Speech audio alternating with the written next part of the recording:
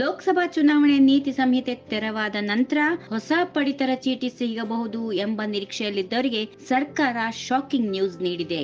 ಹೊಸದಾಗಿ ಬಿಪಿಎಲ್ ಮತ್ತು ಎಪಿಎಲ್ ಕಾರ್ಡ್ಗಳನ್ನ ನಿಗದಿಗಿಂತ ಹೆಚ್ಚುವರಿಯಾಗಿ ಮಂಜೂರು ಮಾಡಬಾರದು ಎಂದು ರಾಜ್ಯ ಸರ್ಕಾರ ಹೇಳಿದೆ. 3 ತಿಂಗಳಿಂದ ರೇಷನ್ ಪಡೆಯದ ಕಾರ್ಡ್ಗಳನ್ನ ರದ್ದು ಮಾಡಬೇಕು, ಬಾಕಿ ಉಳಿದಿರುವ ಅರ್ಜಿಗಳನ್ನ ಏಕಕಾಲದಲ್ಲಿ ವಿಲೇವಾರಿ ಮಾಡುವಂತಿಲ್ಲ ಎಂದು ನಿರ್ಬಂಧ ಹೇರಿರುವುದು ಗ್ರಾಹಕರಿಗೆ ದೊಡ್ಡ ತಲೆನೋವಾಗಿ ಪರಿಣಮಿಸಿದೆ. ರಾಷ್ಟ್ರೀಯ ಆಹಾರ ಭದ್ರತಾ ಕಾಯ್ದೆಯ ಪ್ರಕಾರ ನಿಗದಿಗಿಂತ ಹೆಚ್ಚುವರಿಯಾಗಿ ಸುಮಾರು 13 ಲಕ್ಷ ಬಿಪಿಎಲ್ ಕಾರ್ಡ್ಗಳನ್ನ ನೀಡಲಾಗಿದೆ. ಹೆಚ್ಚುವರಿ ಕಾರ್ಡ್ಗಳಿಂದ ಪ್ರತಿ ವರ್ಷ ಸರ್ಕಾರಕ್ಕೆ 106 ಕೋಟಿ ಹೊರೆಯಾಗುತ್ತಾ ಇದೆ. ಹೀಗಾಗಿ ಹೊಸ ಬಿಪಿಎಲ್ ಮತ್ತು ಎಪಿಎಲ್ ಕಾರ್ಡ್ಗಳ ಮಂಜೂರಾತಿಗೆ ನಿರ್ಬಂಧ ಹೇರಲಾಗಿದೆ.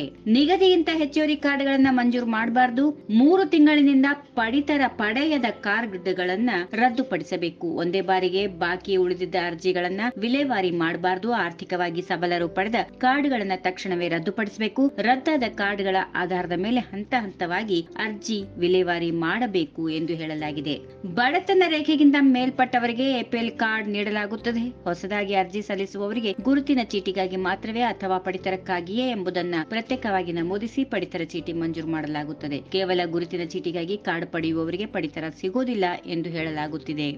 ಈ ವಿಡಿಯೋ ನಿಮಗೆ ಇಷ್ಟವಾದಲ್ಲಿ ಲೈಕ್ ಮಾಡಿ, ಶೇರ್ ಮಾಡಿ, ಸಬ್ಸ್ಕ್ರೈಬ್ ಮಾಡಿ.